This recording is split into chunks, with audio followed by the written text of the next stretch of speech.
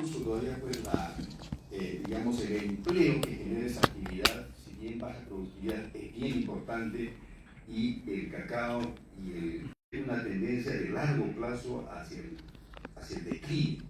Es decir, la agricultura convencional está en declive desde hace muchos años, y un factor, curiosamente, que ha generado esa situación son los excesos gastos o el exceso de dinero por el canon gasífero en la zona que ha. Un factor explicativo de esta recesión económica es la construcción.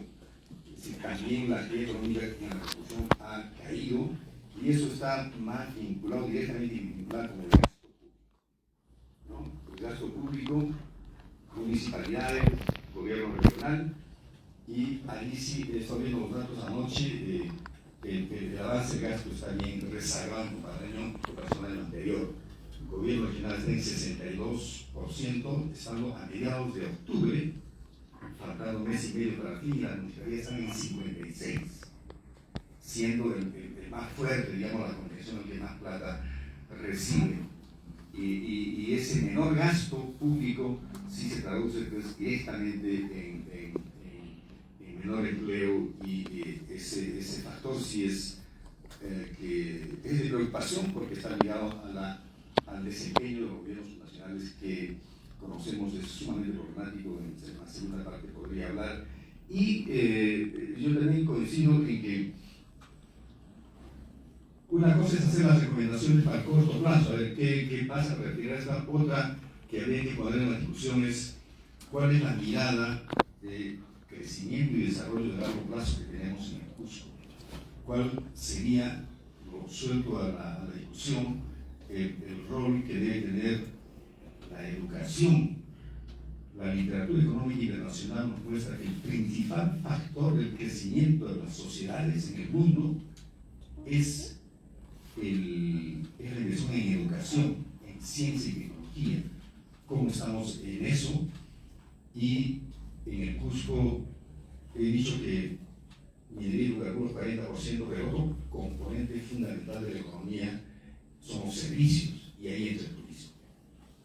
El turismo es un caso que seguramente Roger va a abordar con más sabiduría que nosotros, pero también en la segunda parte Roger puedo dar alguna opinión al respecto. Yo me quedo aquí. Gracias.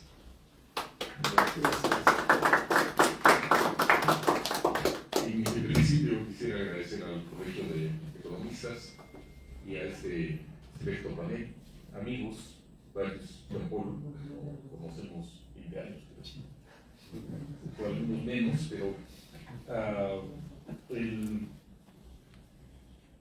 pensando en qué pasa en Cusco, lo que nos ha mostrado es de hecho, la economía del Cusco está movida por la inyección que ha significado el gas y los hidrocarburos y la minería. El gas, el canon gasífero y minero al Cusco le ha dado 35.000 millones de soles en los últimos años, en los últimos casi 20 años. Y hemos llegado a una curva de productividad en la que los campos gasíferos ya no tienen mucho tiempo. Lo mismo pasa con muchas actividades mineras. Entonces, vamos a iniciar una segunda etapa. Si es que no hay más exploración, si es que no hay nuevos proyectos, por ejemplo, si Corohuayco no entra en producción al Tapacay, en 5 años está fuera del mercado.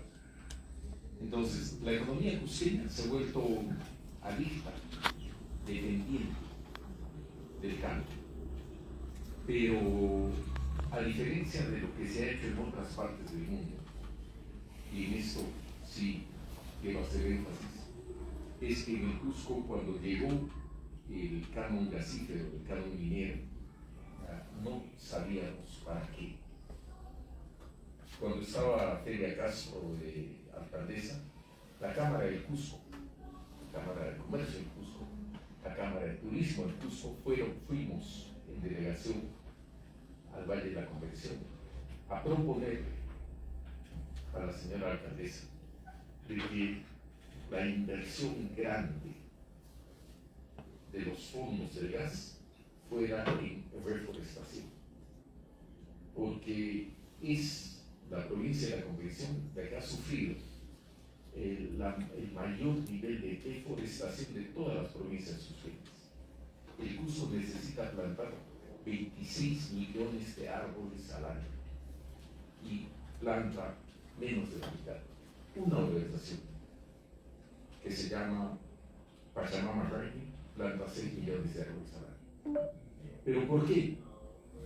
Porque mientras que el Perú tiene solo 4% de su territorio con actitud agrícola comercial, tiene 15% de su territorio con actitud forestal, y el Cusco necesita consolidar suelos.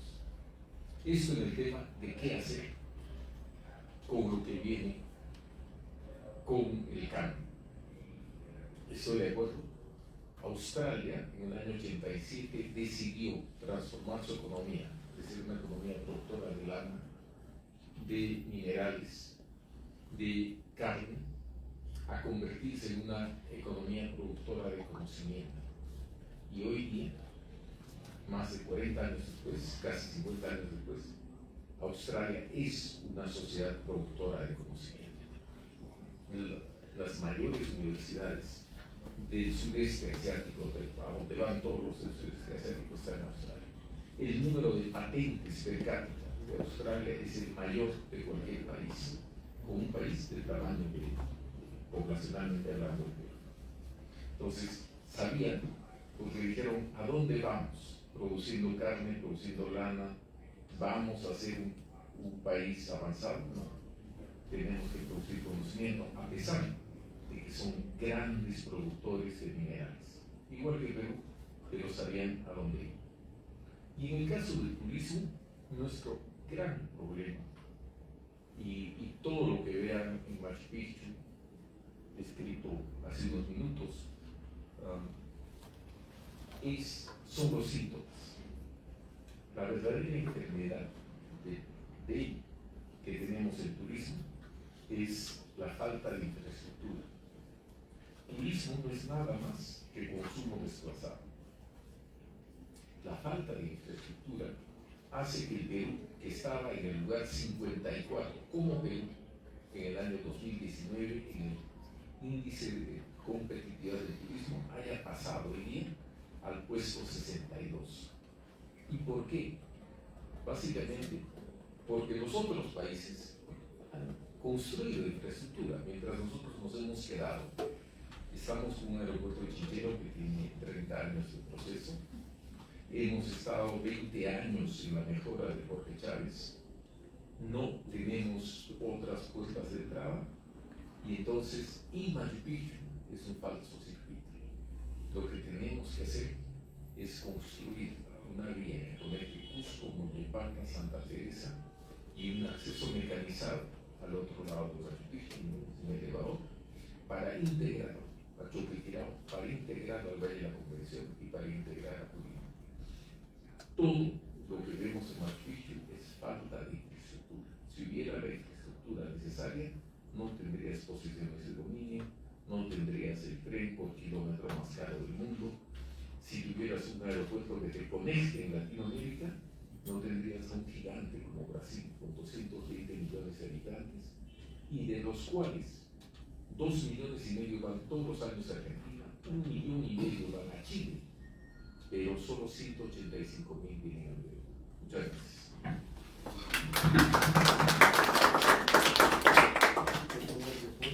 Muchas gracias.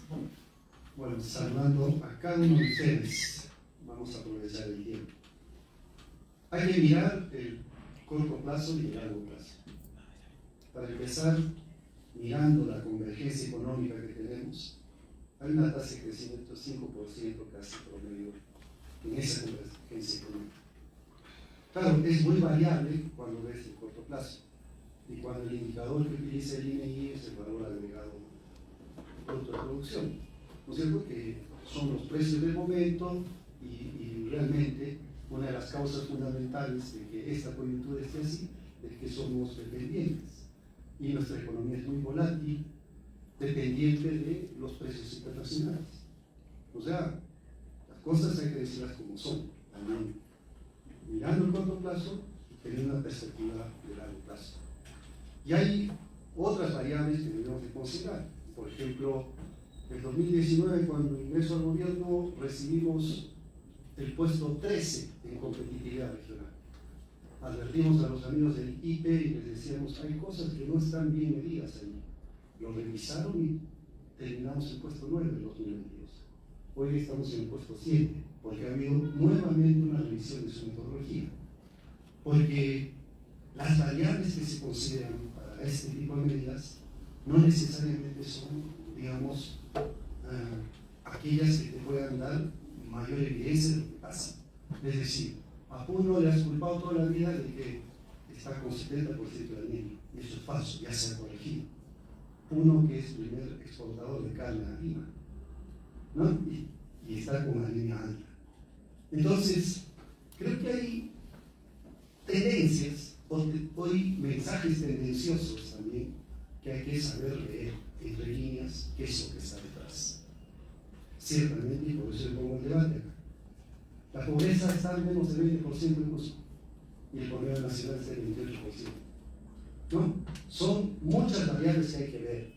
Ahora, ¿que está claro que hay un problema de recesión? Sí, pero esa recesión está vinculada, como digo, a esta volatilidad, a esta dependencia, a que hay procesos en que el 40% de la economía del Cusco se explica por minería de hidrocarburos, ¿no es cierto? Y ese bajón ahí de los precios, etcétera, y de que paralicen un poco los lotes, la producción de los lotes en camisea, es cierto. Además, también hay que ser claros, con el proceso de exportación de los líquidos, también nuestros líquidos ya han llegado a un tope.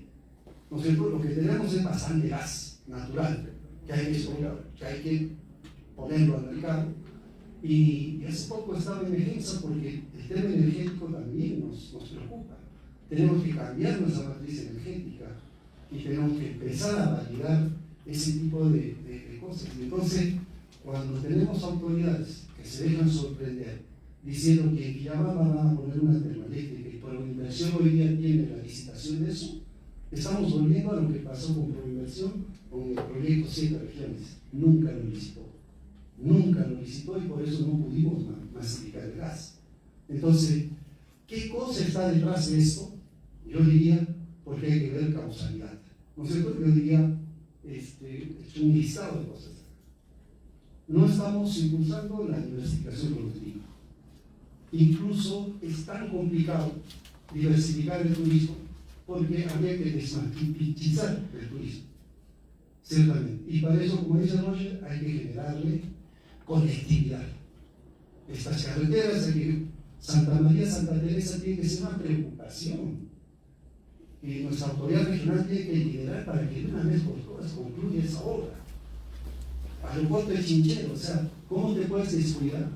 Que por más que los coreanos mañana nos entreguen el aeropuerto del terminal construido, no tenemos ni la pista de conexión de Cusco hacia Chinchero, pero sobre todo no tenemos una planta de transmisión eléctrica, de transformación. Y ese es un descuido porque en cuanto te lo hagan, va a demorar mucho más. ¿Por qué digo que Quillabamba, esa central termoeléctrica es un engaño? Porque primero ni siquiera tienes la red de transmisión. Segundo, una termoeléctrica de 200 megavatios como pretenden hacerlo ahí, va a entrar al sistema, porque esto es un sistema de entrega. Primero entran las hidroeléctricas, luego las termoeléctricas grandes y luego las pequeñas. O sea, va a vender 2 veces al año y va a ser realmente como bien dice, un elefante. ¿No? Un elefante. Entonces, es un tema de enfermedad chola, lo ha dicho Epifano, por lo menos el sector agrario. O sea, el hecho de recibir bastantes recursos, sobre todo la convención, es ubérrima en la producción para exportar café, para exportar cacao, obviamente está con esos problemas. El tema de los sectores concentrados. ¿Por qué hay sectores concentrados, sobre todo en el turismo?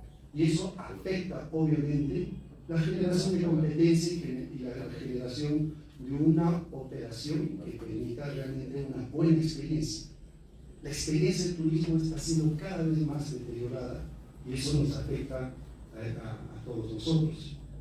Hoy, este año, pensamos de una vez recuperar lo que dejamos en 2019 pre-pandemia.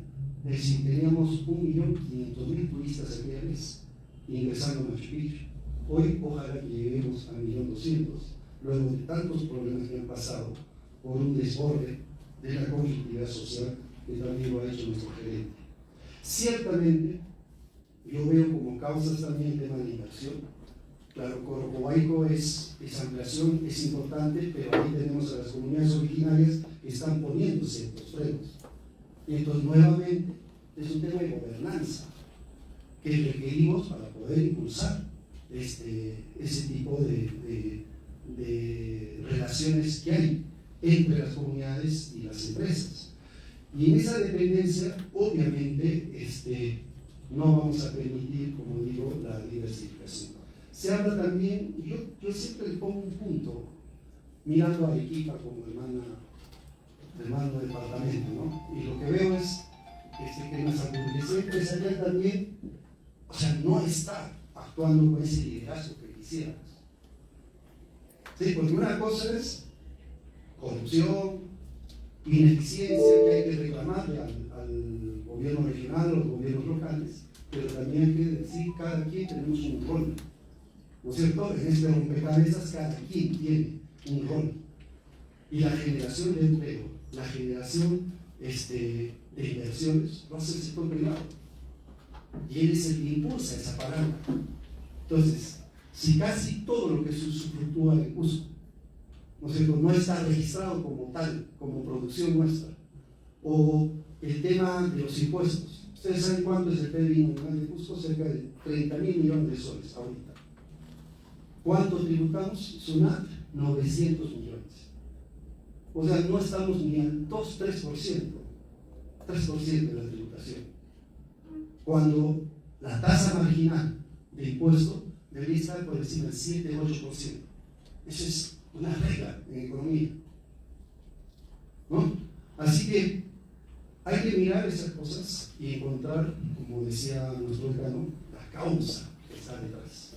No solamente la cifra y el diagnóstico, sino qué cosa está detrás de esto. La siguiente etapa de mis propuestas. Gracias.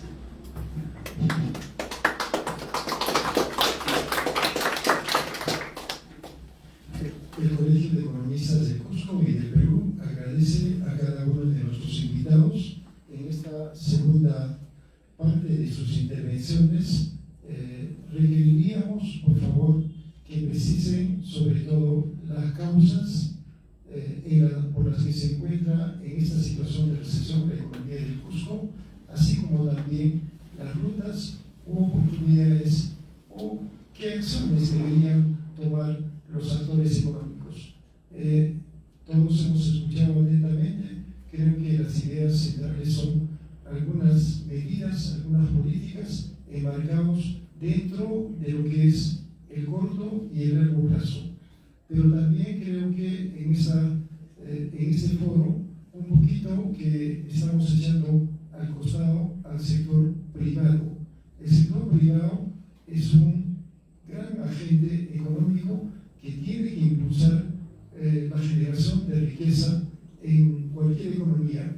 También quisiéramos que nuestros invitados nos precisen sobre el rol del sector privado, que de por sí es importante. Sin embargo, el Colegio de Economistas del Cusco requeriría una mayor precisión en esos puntos. Muchas gracias y creo que ahora sí vamos a ir dándole el uso de la palabra en ese mismo orden durante un espacio de 4 minutos. Muchas gracias.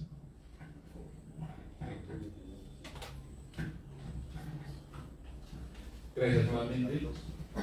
En ese orden de ideas, la empresa privada resulta fundamental, resulta crítica. Yo lo resumiría de alguna manera en lo siguiente.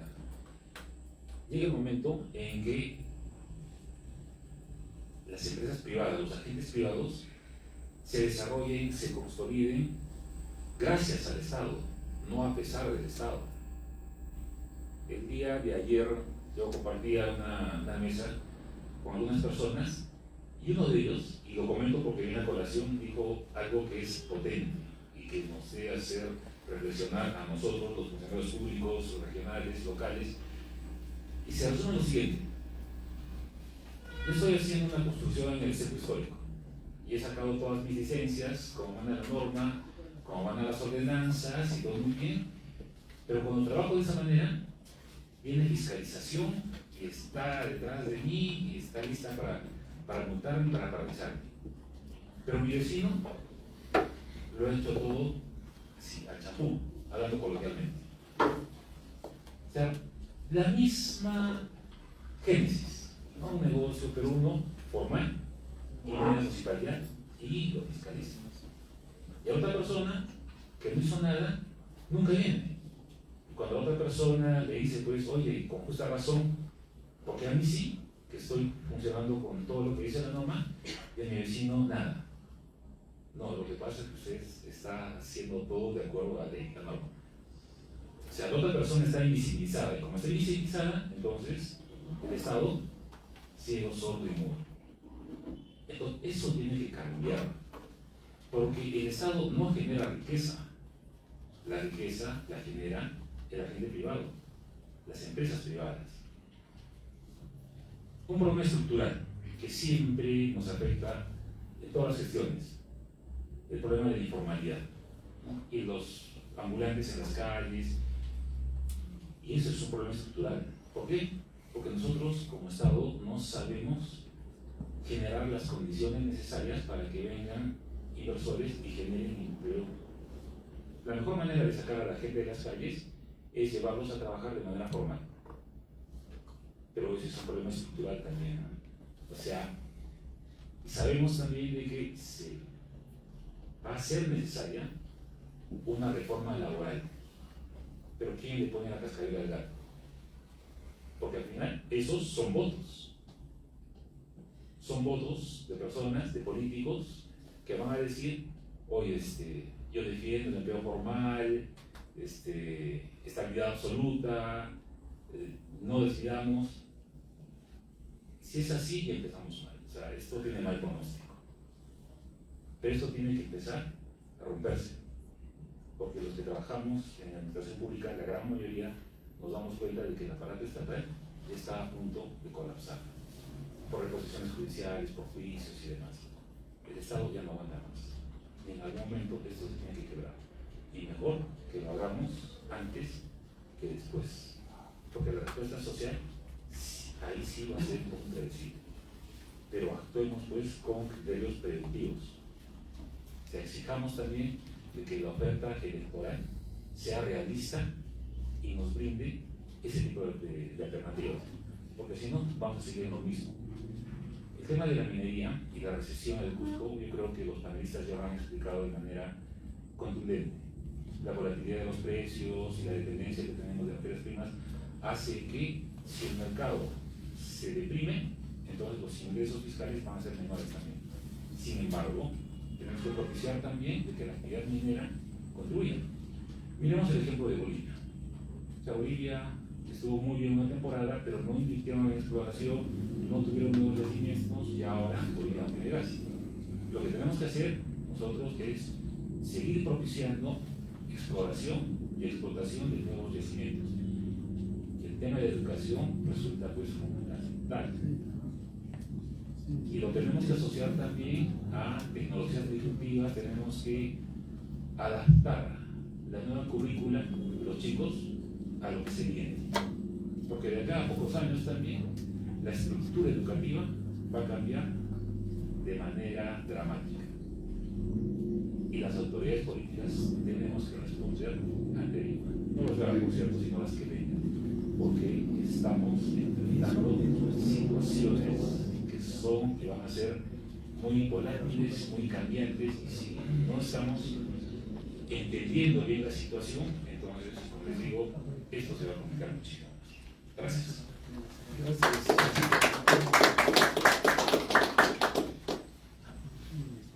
De frente voy a tocar tres temas, objetivo propositivo que se puede hacer con esta mirada de largo plazo para tener un crecimiento sostenido en la economía cusqueña del sur en realidad.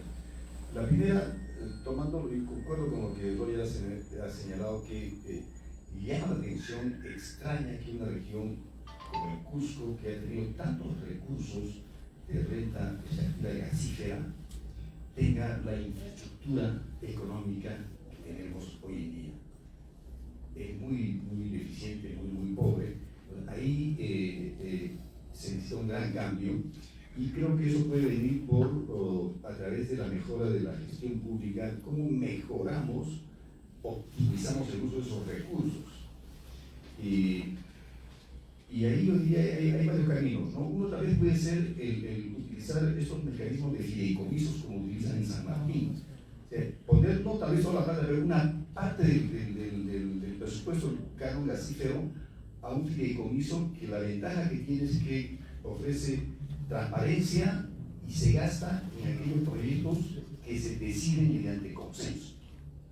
Esos 3 proyectos, ahí va la plata y no se cambia, venga quien venga al gobierno, y como hay un ente, digamos un banco que administra los recursos, se puede asegurar una mejor gestión de estos recursos. Después es un camino, y utilizar también tal vez de mejor manera este mecanismo de obra por impuestos, que es interesante, ha funcionado bien, pero en los últimos 2 años está totalmente tergiversado y malogrado. La producción también entró lleno ahí, como sabrán ustedes. Ese es el primer punto, mejora del gasto público. El segundo tiene que ver con lo que ha señalado Jean Paul. El Cusco y el sur y el Perú necesitan una estrategia de diversificación productiva. El Cusco es clarito, cuando miramos 20 años de evolución de la estructura económica del Cusco, es claro que la actividad que más consistente y fuertemente está creciendo es la actividad extractiva. ¿No? Hace 20 años era el 10% del PIB, hoy es 40% y puede seguir aumentando. Y la agricultura, de lo que era 12% hace 20 años, hoy es 5%. Porque esas son tendencias de largo plazo.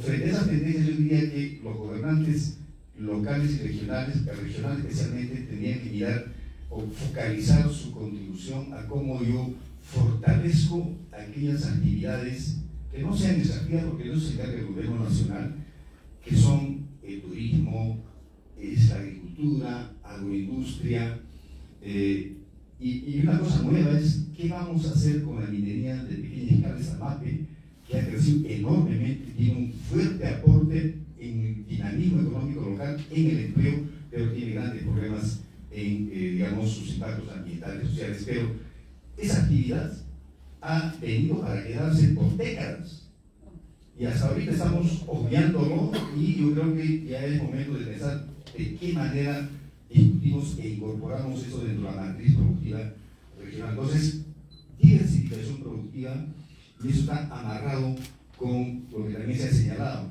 No se puede hacer diversificación productiva con acceso a mercados internacionales y nacionales si no se mejora la ciencia y tecnología, el cambio tecnológico, ¿no es cierto? Y a la base de eso está la mejora del capital humano. Y ahí pongo el rol de las universidades públicas. Yo acabo de publicar en los Hechos por una ciudad una investigación sobre en qué se usa, cómo se usa la plata del carne en las universidades públicas del Perú, y hemos visto 2 casos, UNSA y UNSAC. En los últimos 15 años, la UNSA ha destinado el 70% del canon minero que recibe para financiar investigación. Necesita mejorar seguramente, y 30% a infraestructura. En la UNSAC es exactamente al revés, ¿no? En la UNSAC es 70% infraestructura, equipamiento y 30% investigación.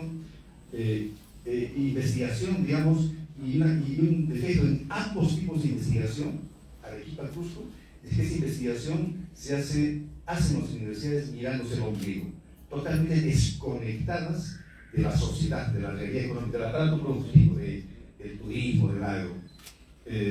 Entonces, ahí hay la UNSA en este momento tiene 300 millones de soles del canon que están ahí como saldo presupuestal, que pues están para ser utilizados. Y la universidad de la intercultural, ¿no?, de la Amazónica, de Quillabamba, tiene como 500 millones, no saben qué hacer con esa plata. Entonces hay recursos que, yo no sé cuál puede ser el esquema de gobernanza para utilizar pues, esa plata, ¿no? para mejorar el capital humano en las universidades que hagan investigación asociadas a la economía. En fin, ese es un camino y si yo me quedaría, porque estoy hablando creo mucho, y claro, el otro gran tema me parece y pendiente es la masificación del gas. Yo cuando toco ese tema lo hago con mucho dolor como cusqueño y con mucha cólera, porque da rabia como después de 20 años de existente este recurso, el 90% de los hogares y derivamos de la masificación del gas está en la costa. El Cusco hasta ahora no tiene muy poquito. Y eso creo que es responsabilidad del gobierno nacional, pero también creo que es producto de una cierta apatía de nuestros gobernantes y también de nuestra sociedad, que no hemos sabido parar con fuerte y reclamar para que ese recurso aporte al desarrollo, porque sin duda, aun cuando se discute si el gas es una energía del futuro, creo que es menos contaminante que los otros combustibles y puede aportar al desarrollo económico, porque es una energía más barata que las otras, ¿no? Gracias.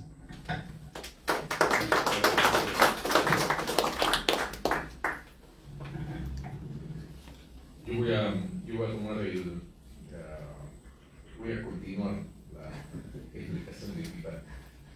Se ha hablado de diversificación productiva. Uno de los factores, hay dos factores importantísimos en diversificación productiva. Uno de ellos es el costo de la energía. Y entonces el Cusco es si uno mira el costo de la electricidad en Cusco, a pesar de que está normado, es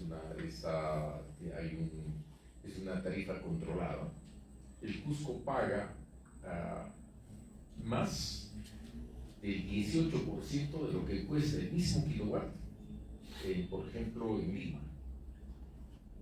Y paga bastante más que lo que cuesta en Lambayeque. Lambayeque no genera 1 kilowatt. ¿Por qué? Porque la nuestra es tarifa regulada y nosotros somos dueños de Machu Picchu, de GEMSA, y ellos nos cobran a lo que dice la tarifa controlada que debe cobrarnos. Mientras que en Lima hay varias generadoras que compiten por el mercado. Y como hay varios que compiten por el mercado, el precio en Lima es entre 12 y 18 centavos menor, o por ciento menor que lo que es en el Cusco. Número uno. Ya sabemos también que, por ejemplo, planta de cemento. El cemento en sí es energía. El mayor costo del cemento es energía. Y la molienda sea puzolánico o sea calcáreo, calizas, la quema a horno de 850 grados y todo, y para generar el cemento el mayor costo es energía. Si no tenemos gas y si tenemos la energía eléctrica más cara, bueno, no, Puerto Maldonado, Madre de Dios paga un poquitito más, pero ahí estamos, ¿no? Y entonces, si no tenemos energía barata, no hay diversificación productiva posible. ¿Okay? Entonces, esto para tener claro dónde debemos apuntar. La siguiente cosa que es importante, hoy día el cacao está en el precio más alto de la historia del cacao. Ha pasado que los países productores, los grandes países productores en África, Ghana y Côte d'Ivoire, han sufrido los cambios climáticos. Tienen sequías y todo, y la producción, ellos producen 40% del cacao del mundo, y la producción del cacao se ha caído, y entonces el cacao ha alcanzado récords históricos y nos ha cogido con los pantalones abajo. ¿Por qué? Porque hacía años que habíamos abandonado nuestras chacras, el Valle de la Convención sufre crónicamente de falta de mano de obra. ¿Y por qué sufre crónicamente de falta de mano de obra? Porque la mano de obra se ha ido a trabajar a los municipios. Y entonces no tenemos mano de obra especializada trabajando en cacao, en café. Y a pesar del precio excelente,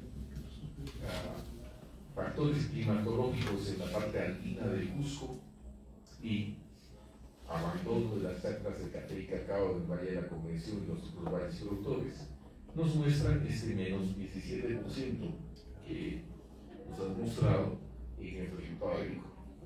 Entonces, hay que mirar el mapa, hay que mirar las oportunidades. ¿Quién esperaba que este año el oro llegara, ayer o antes de ayer, a $4,001 la onza?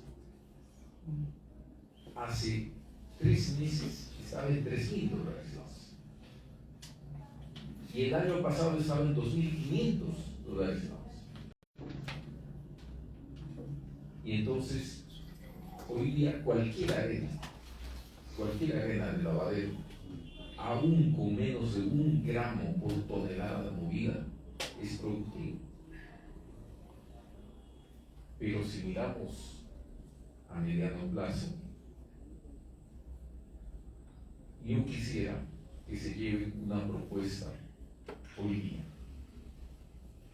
Hace 300 años, el Cusco y gente de Cusco abrió un camino importantísimo que conecta a Bolivia, a Paraguay, al norte argentino y al sur brasileño. En el Cusco, ¿ustedes saben cómo se llama la Universidad Jesuítica en el Perú? Fuerte Montoya, para asegurar la cosa. ¿Por qué se llama Fuerte Montoya? Este cura trabajó en las abuelitas, era lingüista, aprendió a hablar guaraní y entre sus escritos dice: allí donde el individuo hubiera perecido, como en el desierto o como en la Altapuna, el grupo fue capaz de generar excedentes.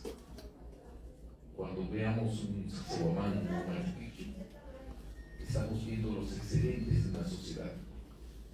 Y él inicia las misiones, trabaja en las misiones, organizando a esa sociedad para generar excedentes y crear las misiones jesuíticas. Hoy día, en San Ignacio Guazú, en San Ignacio Benín, en la provincia de Misiones, en Argentina, en el sur del Brasil, se encuentra la impronta cusqueña.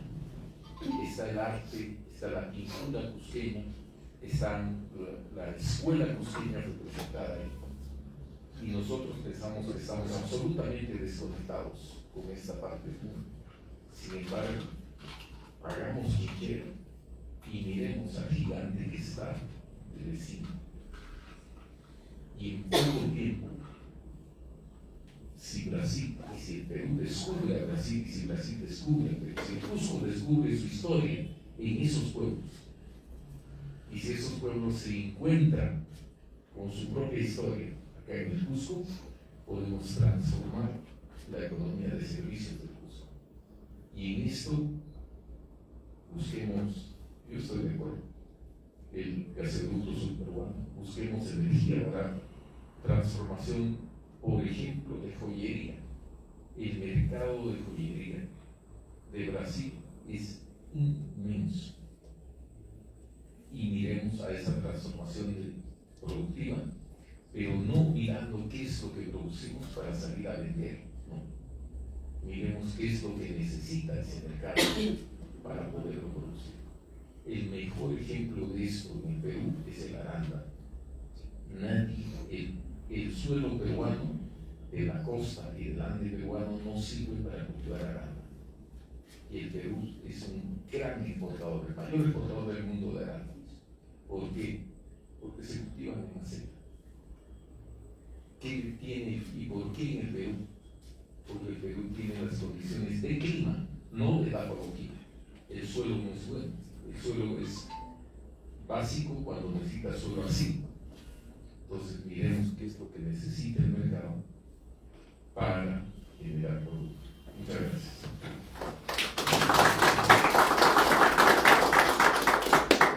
Por favor, yo muchas gracias. Energía barata, yo también voy a continuar por ese lado, porque es fundamental, fundamental. Y hace más o menos 8 meses me llamó por teléfono algún representante de TGT y me dijo desde tu mirada, ¿qué crees que va a pasar en Cusco si nosotros planteamos el gasoducto costero? Lo único que va a pasar es que Cusco se va a levantar porque el sueño del gran gasoducto, ¿no es cierto? Con ese proyecto prácticamente ya sería prácticamente nada rentable y inviable. Y es como está ahora. El gasoducto andino del sur, que se convirtió en el gran gasoducto del sur peruano y luego ahora se llama SICAS, ¿no es cierto?, que está paralizado ahí, prácticamente es inviable.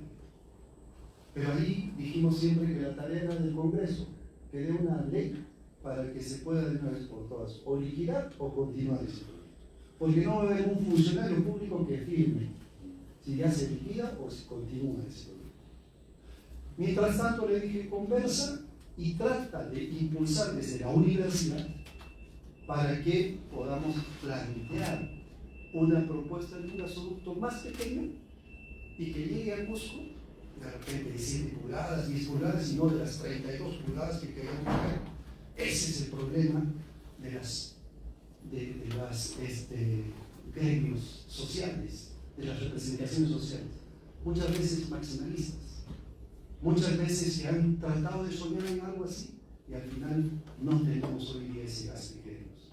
Porque esto es importante, es importante. Si bien es cierto, hoy día ya hay cerca de 7.000 vehículos que están funcionando con gas natural de Pericina, ¿no es cierto?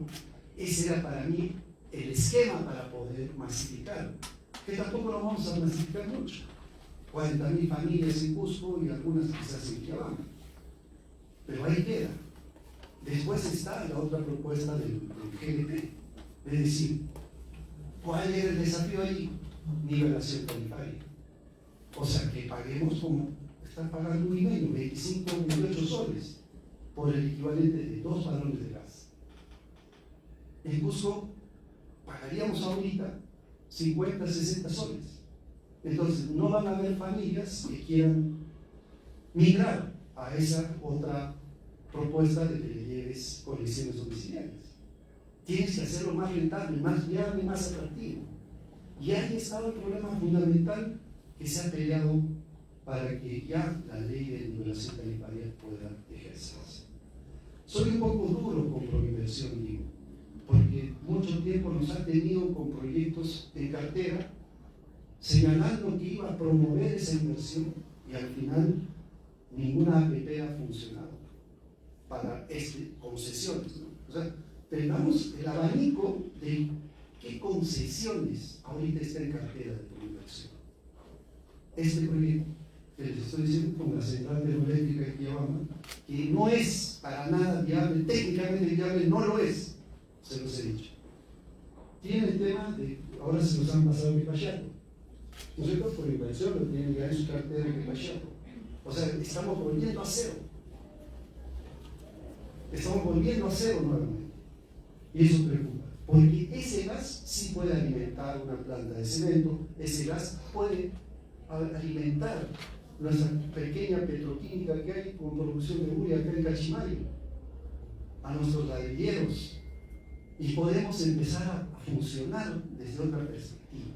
Necesitamos un gasoducto un poquito más pequeño, pero traigamos y sentemos sobre la mesa a PGP, a la universidad, y generemos el proyecto para que sea viable, ¿cierto?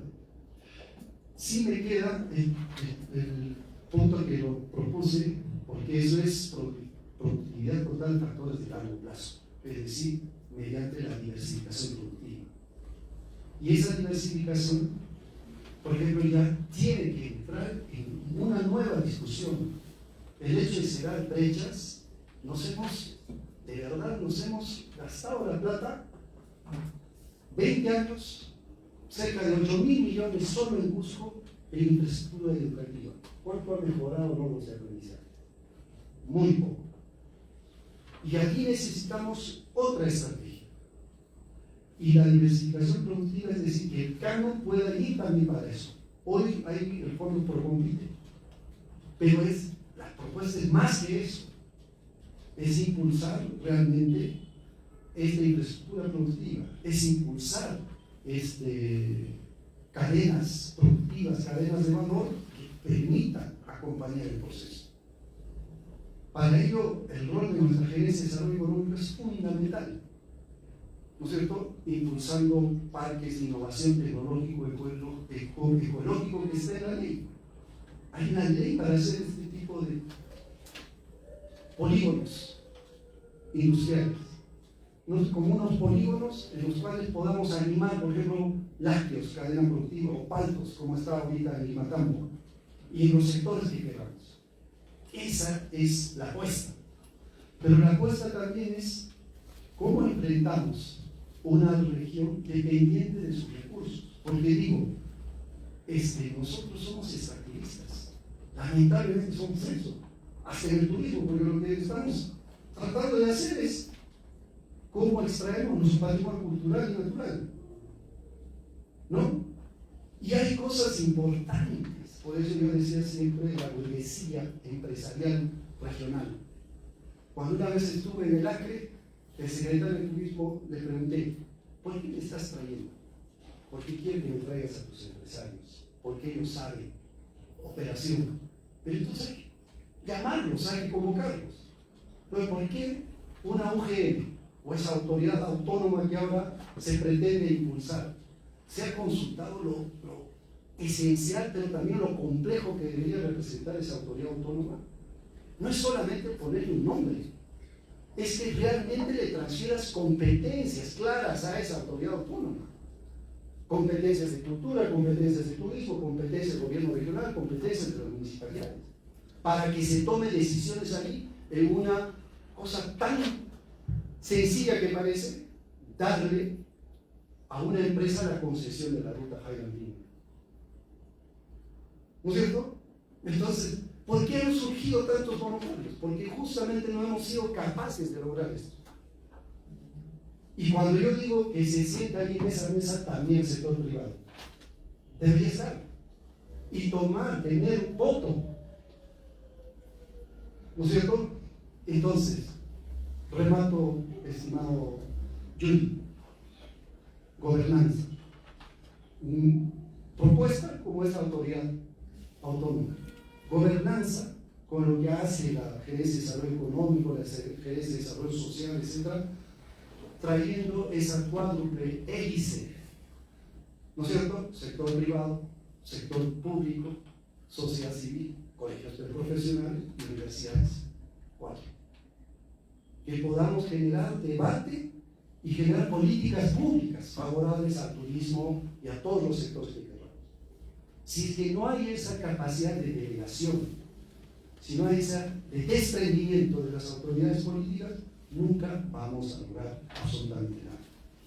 Muchas gracias. Muchas gracias a todos.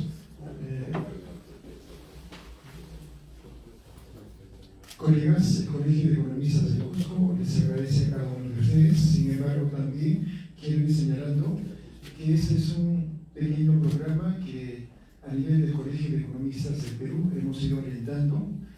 Por lo menos ya tenemos unos 7 programas que hemos ido compartiendo con muchos economistas a lo largo de todo este tiempo, respecto a minería, respecto a beneficios tributarios, respecto a turismo, respecto a IGB, respecto a muchos temas que tienen que ver también con la descentralización fiscal, el tema de déficit fiscal, y en todo caso este es uno de los temas también que hemos tenido la ocasión de que se está transmitiendo de manera virtual, por si acaso, a lo largo y ancho de todo el Perú. Quiere decir que en este momento nos están escuchando los economistas de Tumbes, de Tacna, del Oriente, del Centro, del Norte y del Sur. Por tanto, es un programa que está llegando fundamentalmente a todos los economistas. Agradecer de manera muy especial a cada uno de los invitados del Colegio de Economistas en Perú, en la persona de Carlos, de Epifanio, de Roger y de Jean-Paul, para quienes, en todo caso, pido un gran voto de aplauso.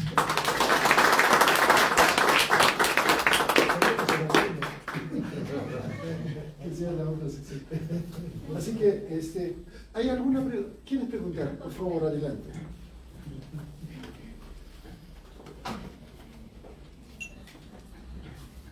Buenas noches con cada uno de ustedes. Y también seguramente más de las personas que están presentes y por redes son economistas. Bueno, yo no soy economista, pero me siento un poco indignada. Primero porque soy una mujer de origen quechua y lo digo muy orgullosamente. El hecho de que se diga que el Estado no puede generar riqueza es falso, porque lo que sí es cierto es que el Estado actualmente no se constituye con políticas a nivel de la Constitución para que le permitan generar riqueza. Con esto, cuidado economistas, no quiero decir que debamos estatizar todas las empresas. Y en segundo término también quiero mencionar que los economistas hoy en nuestra UNSAC, porque también soy egresada de la UNSAC, promueven que nuestros estudiantes de economía no se metan en política. Y a mí esto me preocupa de sobremanera, porque luego terminan pidiendo votos ellos mismos, ¿no? ¿Por qué digo que me preocupa? Porque justamente la economía es una piedra angular en cualquier sociedad, aquí en China y en Estados Unidos. Pero me preocupa que se esté desligando la política de la economía. Porque hoy en el país nos dirige la política. Y así va a ser, seguramente por unos 50 o 100 años. Hasta que quizás haya una rebelión quechua y aymara y les proponga un nuevo sistema o un nuevo Estado. Quiero trasladar a la mesa que los economistas hoy, en este momento, tienen una tarea fundamental de poder proponernos a la ciudadanía cusqueña y al Perú un nuevo modelo económico. Ustedes son los expertos, ustedes son los que han estudiado, ustedes son los que tienen las maestrías y los doctorados.